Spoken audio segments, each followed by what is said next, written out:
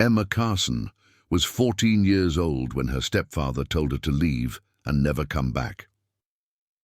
It was March 18th, 1884, in Rapid Creek, Dakota Territory, and she had exactly $10.17 that her mother had secretly given her 3 nights before, knowing what was coming, pressing the money into Emma's hand while Thomas was at the saloon. "Hide this," her mother had whispered, weak from the difficult pregnancy that everyone knew was dangerous at her age. "Don't let him know you have it. When the baby comes, he won't want you here anymore. You'll need to leave. This is all I can give you." Emma had tried to protest, had said her mother would be fine, that Thomas wouldn't really make her leave, but her mother knew better, knew that Thomas Reeves had only tolerated his wife's daughter from her first marriage because his wife insisted. Once he had his own child, once Emma's mother was gone, there'd be no reason to keep feeding and housing a teenage stepdaughter who contributed labor but consumed resources. Her mother died giving birth to a son on March 2nd, 1884. The baby survived, strong and healthy, crying loudly in the cabin that suddenly felt empty without Emma's mother's presence. Emma had helped with the birth, had held her mother's hand during the final hours, had promised to be strong. Thomas Reeves made his position clear the day after the funeral. He'd buried his wife that morning in the small cemetery outside town. By evening he was explaining Emma's future with the blunt efficiency of a man stating obvious facts. "You'll stay until the end of the month," he said, not looking at her while he cleaned his rifle at the cabin table. "Need someone to care for the boy while I'm working. But come April, you're leaving. I've got my own child now. Can't afford to feed 2 mouths when I'm only obligated to 1. Your mother's gone. My obligation to you ended with her last breath."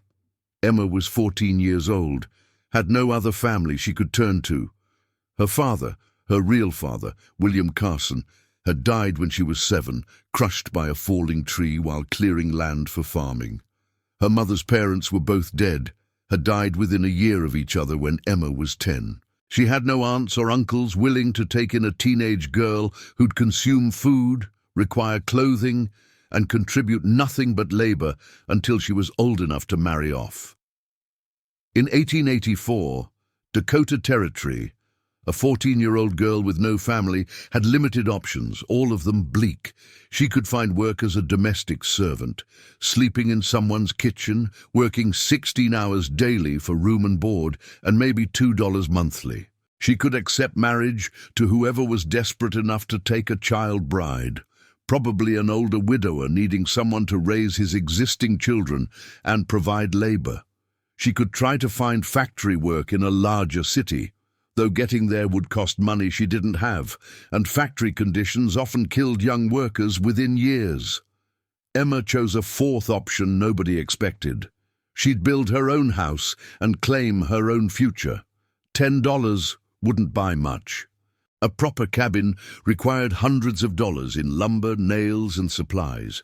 But Emma had paid attention during the 3 years her mother's family had lived on the Dakota prairie, had watched neighbors build sod houses, structures made from prairie earth itself, cut into blocks and stacked like bricks.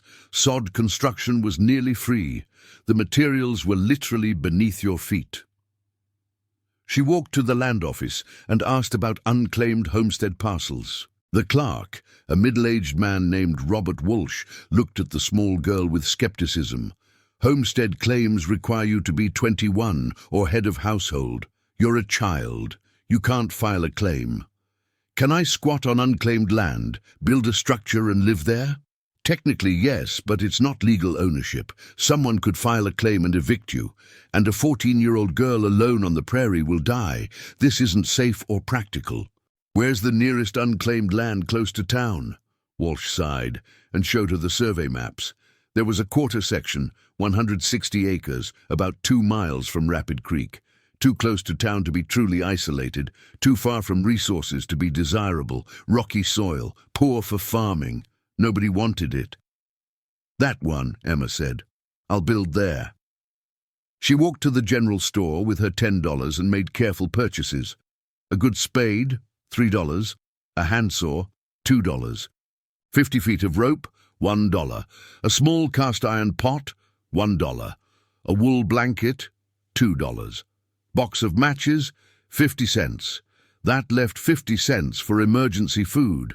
The store owner, Helen March, watched the purchases with growing concern. "Child, what are you planning?" "Building a house. With a spade and a saw. You need lumber, nails, proper tools." "I'm building with sod. Don't need lumber except for the roof frame." Helen's expression shifted from concern to pity. "A sod house? By yourself? You're 14 years old. This is impossible. Where will you get roof timbers? How will you cut sod blocks? How will you survive alone?" "I'll figure it out." Emma walked the 2 miles to her unclaimed land, carrying her supplies. The quarter section was indeed rocky and undesirable for farming, but it had something valuable: a small grove of cottonwood trees near a creek. Enough wood for a basic roof frame if she was careful. She spent 2 days cutting roof timbers with her handsaw, small diameter logs, 4 to 6 inches, that she could move alone. She cut them to 12-foot lengths and dragged them to the site she'd selected for her house. The house would be small, 10 feet by 12 feet, 120 square feet, just enough space for a bed, a stove area, and minimal storage. Anything larger would be beyond her physical ability to construct alone. She began cutting sod blocks on day 3. This was the work that would define her entire construction project. Prairie sod was thick, decades of grass growth, creating roots that wove together into a dense mat, sometimes 8 inches deep. When cut properly, these blocks held together like crude bricks made of earth and vegetation. She used her spade to cut rectangular blocks approximately 12 inches wide, 18 inches long, and 4 inches thick. The technique required precision. Cut too shallow, and the block fell apart. Cut too deep, and the block was too heavy to lift. She had to slice vertically on all 4 sides, then slide the spade horizontally beneath to free the block from the ground. Each block weighed approximately 20 pounds. Heavy for a 14-year-old girl, but manageable if she lifted correctly. She could carry 1 block at a time from the cutting site to her construction location, maybe 30 yards of careful walking with 20 pounds of earth in her arms. The work was absolutely brutal. More brutal than anything she'd experienced in her short life. Cut a block, lift it, carry it, stack it on the growing wall, return to cutting site, repeat. Hour after hour, day after day. Her hands blistered within the first day. The blisters broke and bled by day 2. By day 3, calluses were forming over the damaged skin. Her back ached constantly from the bending required to cut blocks. Her arms and shoulders burned from carrying weight repeatedly. Her legs trembled by evening from walking back and forth hundreds of times daily. She was hungry constantly, rationing her cornmeal carefully because she had no money for more food and no time to earn any. She could cut and stack maybe 40 blocks per day, working from sunrise to sunset. That was 10 hours of sustained manual labor, with brief breaks to drink from the creek and rest her screaming muscles. A 10 by 12-foot house with walls 3 feet high required approximately 800 blocks for the 4 walls. At 40 blocks per day, that was 20 days of cutting just to reach the height she needed.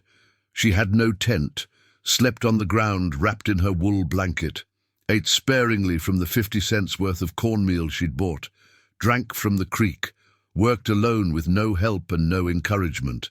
The town noticed within a week.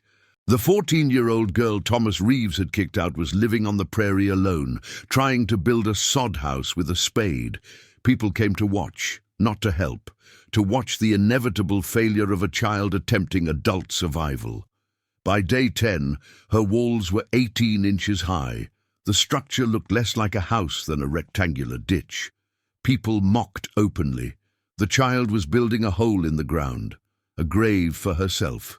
She'd die out there before winter. Margaret Patterson, wife of the town banker, organized what she called a Christian intervention, but was really public pressure to force Emma into domestic service.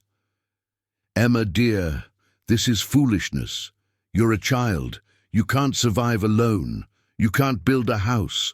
The Henderson family needs a housemaid. They'll provide room and board. You'd be safe, fed, and supervised.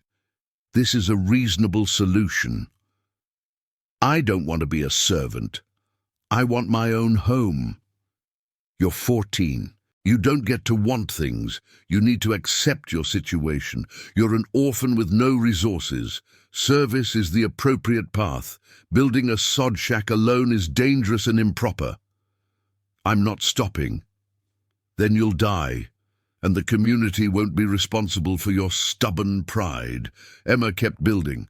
By day 20, the walls were 3 feet high, the height she'd planned. Now came the difficult part, the roof. She'd observed sod house construction carefully during her years in Dakota. The roof frame used small diameter logs laid across the walls as rafters. These were covered with brush or prairie grass for a base layer. Then sod blocks were laid on top of the brush to create a living roof, thick, insulating, waterproof. She dragged her cottonwood logs onto the walls, spacing them 18 inches apart, tied them together with rope to prevent spreading, cut brush from the creek area and laid it across the logs. Then began the hardest work, lifting sod blocks onto the roof.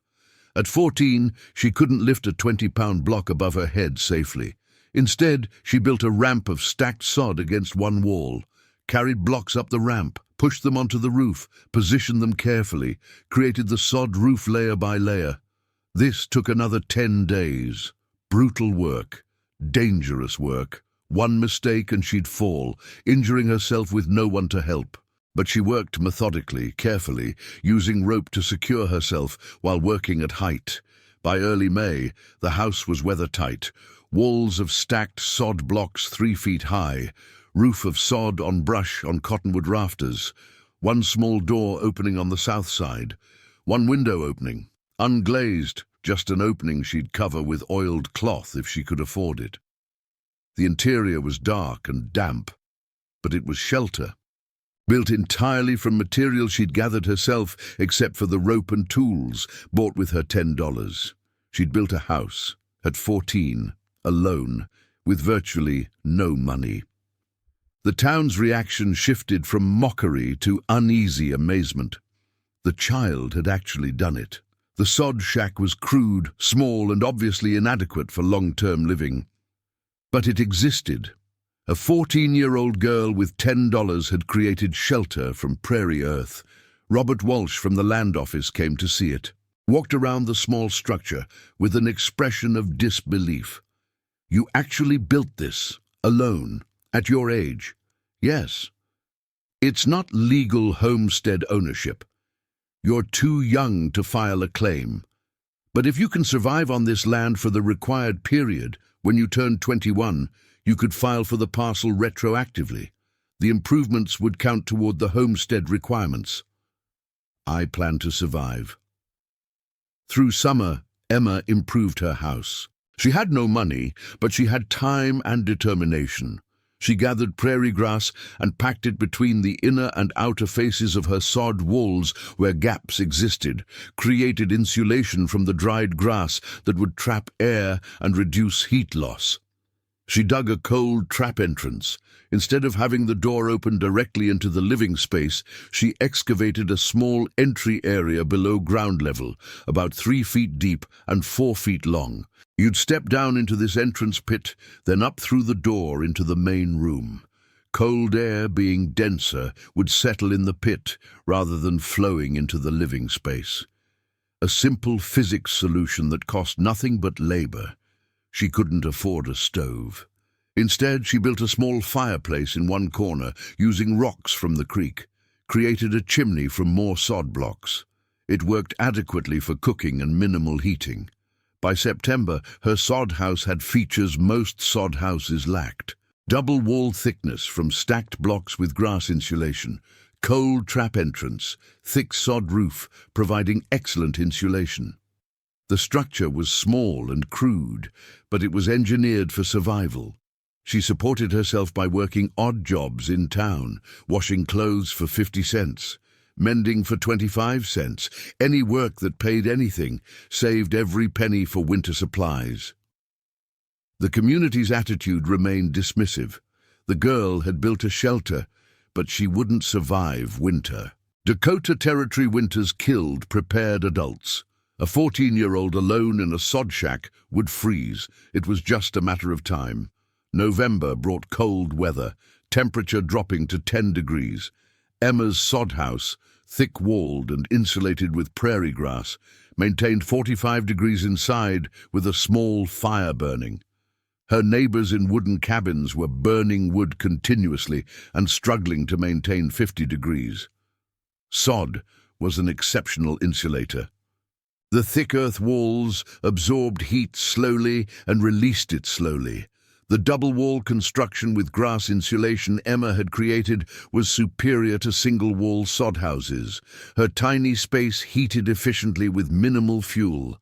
People noticed her minimal smoke output, noticed she wasn't consuming wood desperately, drew wrong conclusions. The child was cold, was suffering, was too proud to admit failure. Then December came with the blizzard that would prove everything. The storm arrived December 18th with minimal warning that most people missed or dismissed. Morning started deceptively mild. 15 degrees, normal for mid-December Dakota Territory. The sky was clear. People went about normal activities. Emma worked her morning jobs in town, washing clothes for Mrs. Henderson, earning 50 cents she'd saved for spring supplies. By noon, something fundamental had changed in the atmosphere. The temperature had dropped to 0 degrees in 6 hours, a 15-degree fall that should have been the final warning. The sky turned grey-white in a way that long-time Dakota residents recognized as dangerous.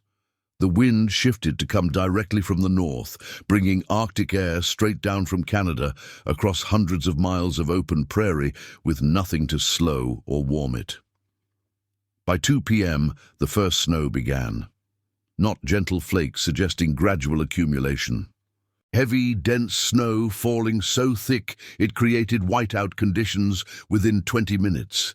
Visibility dropped to nothing. You couldn't see your own fence line, couldn't see buildings 50 feet away. The world became white static. Temperature kept dropping in a way that defied normal winter patterns.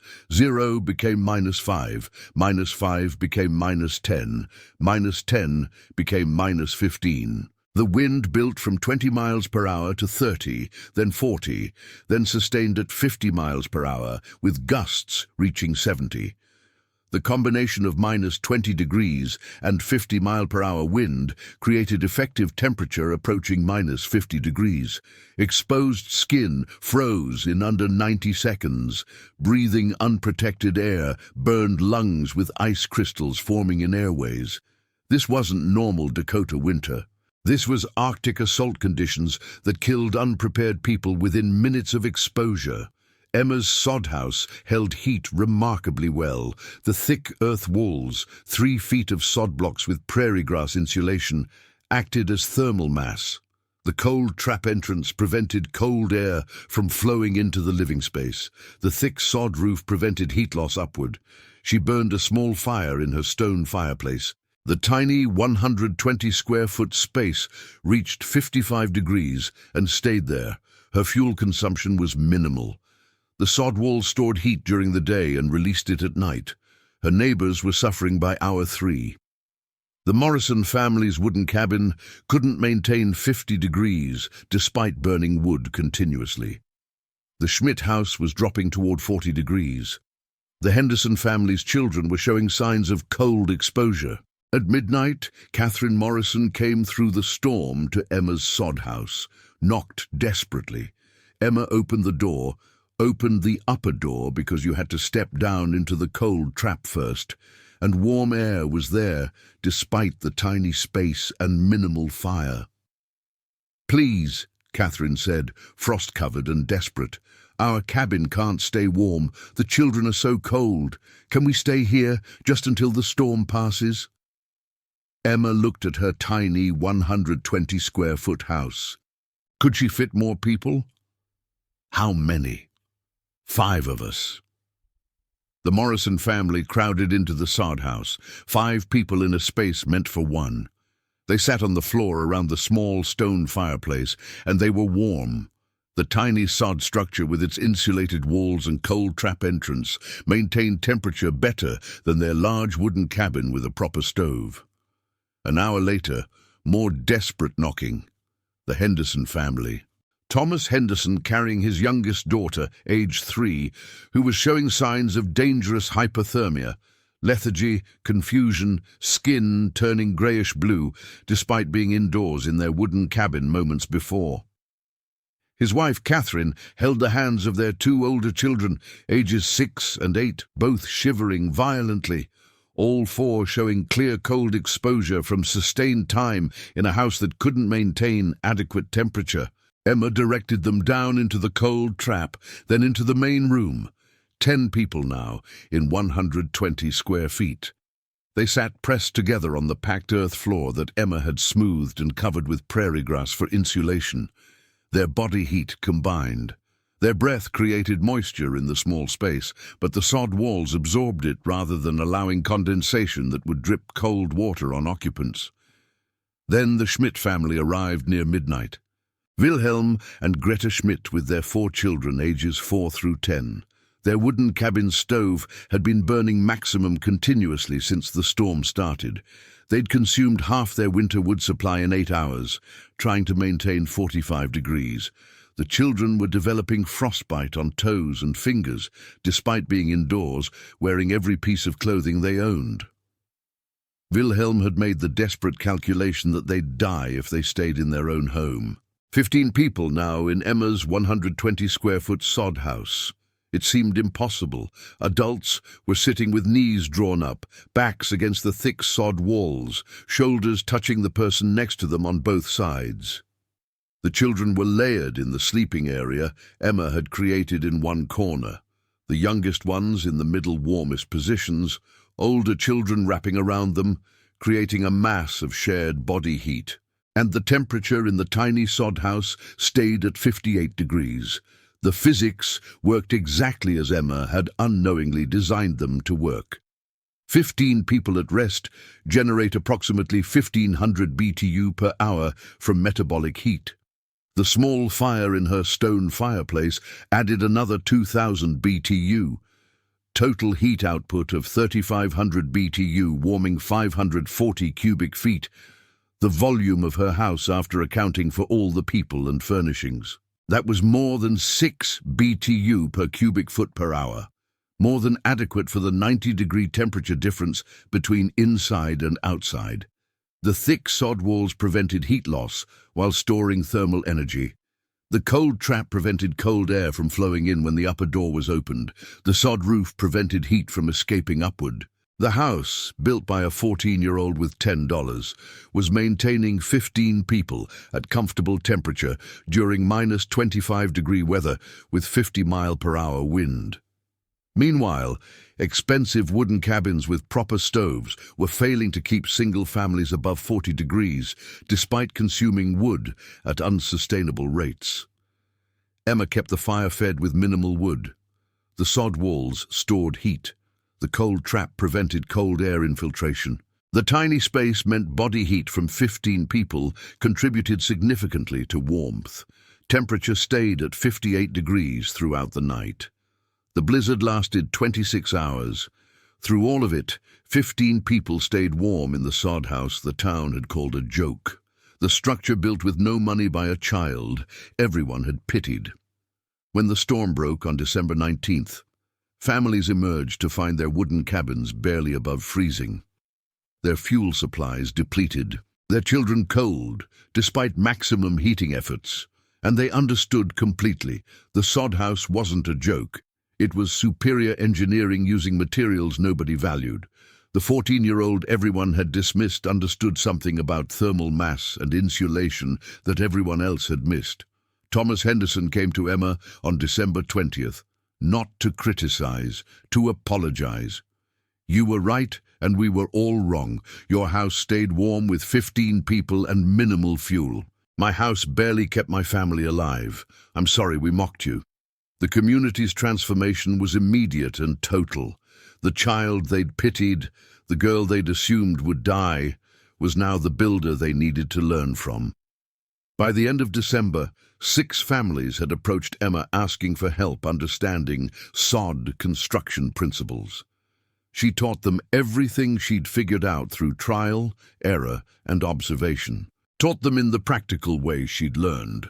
By showing, not just telling, she'd take interested families out to her construction site and demonstrate the techniques. You want double wall thickness, she'd explain, showing how she'd stacked blocks.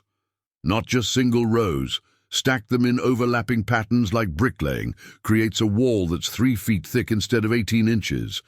That extra thickness is thermal mass, stores heat, releases it slowly. Makes all the difference when it's -20 outside. She showed them how to harvest and prepare prairie grass for insulation. Cut it in late summer when it's fully grown. Let it dry completely, takes maybe 2 weeks in the sun. Then pack it into any gaps between the inner and outer wall faces. The dead grass traps air. Air is the actual insulator. The grass just holds the air in place. The cold trap entrance fascinated people. The concept seemed so simple once Emma explained it, but nobody had thought to apply it. Cold air is heavier than warm air, she'd say, demonstrating by having people step down into her entry pit. When you open the door, cold air flows down into this pit, settles there, doesn't flow up into your living space. Warm air stays inside where you need it. Costs nothing but the labor to dig the pit. Thomas Henderson, who'd come to apologize privately, now came to learn publicly, brought his entire family to Emma's house to understand the principles. I'm building a new structure using your methods, he told her, in front of a dozen townspeople. Double walls, grass insulation, cold trap, everything you've shown us. And I'm paying you to consult. You're 14, but you know more about winter survival construction than any adult in this town. He paid her $5 for 3 days of consultation, more money than Emma had earned in 2 months of washing clothes and mending. Other families followed. By January, Emma had earned $16 consulting on sod construction, more money than she'd had when she started building. Margaret Patterson, who'd organized the intervention, telling Emma to accept servant work, came to apologize formally, brought her to her home, served her tea like an honored guest instead of a dismissed child. I was completely wrong about you, Margaret said simply. I thought you were being foolishly proud, refusing reasonable help out of childish stubbornness. I didn't understand that you actually knew what you were doing, that your sod house was superior to our wooden structures. I'm sorry for trying to force you into service. You were right to build your own way. By spring, 5 families had built improved sod houses using Emma's techniques. By the following year, double-wall insulated sod construction became standard practice in Rapid Creek. Emma lived in her sod house for 7 years. At 21, she filed a homestead claim on the land she'd squatted since age 14. The land office approved it based on her improvements and continuous residence. She owned 160 acres free and clear. She married at 23, a homesteader named Daniel who respected her competence and wanted a partner, not a servant. They built a larger house together using Emma's knowledge of thermal mass construction. The original sod house remained standing for 40 years, became a landmark. The house built by a 14-year-old with $10 that proved superior to expensive construction. Emma died in 1941 at age 71. Her obituary mentioned her homestead claim, her marriage, her children. But the story everyone told was simpler, about the 14-year-old kicked out with nothing who built a house from dirt, who survived when everyone said she'd fail, who saved 15 people during a blizzard that proved her right about everything. The historical marker erected in 1968 reads Emma Carson Whitfield, 1870 to 1941, Homesteader who built insulated sod house at age 14 with $10. Structure sheltered 15 people during 1884 blizzard. Demonstrated that resourcefulness and knowledge matter more than money or age. Changed how Dakota Territory settlers understood sod construction. But the real story is about survival. About a child everyone abandoned who refused to die, who built shelter from prairie earth because she had nothing else, who proved that $10 and determination can create more than $1,000 in conventional thinking. The town that kicked her out at 14 learned from her at 15. The neighbors who laughed at her sod shack begged her for shelter when their expensive houses failed. The adults who said she'd die learned that she understood survival better than they did, because sometimes the person everyone dismisses is the only one who truly understands what matters. The child building with dirt knows more than the adults building with money. The girl everyone calls doomed is actually the only one prepared for what's coming. And sometimes a house built from earth with $10 saves more lives than mansions built from lumber with thousands. Because it's not about cost, it's about understanding thermal mass, insulation and physics when everyone else just builds what looks proper.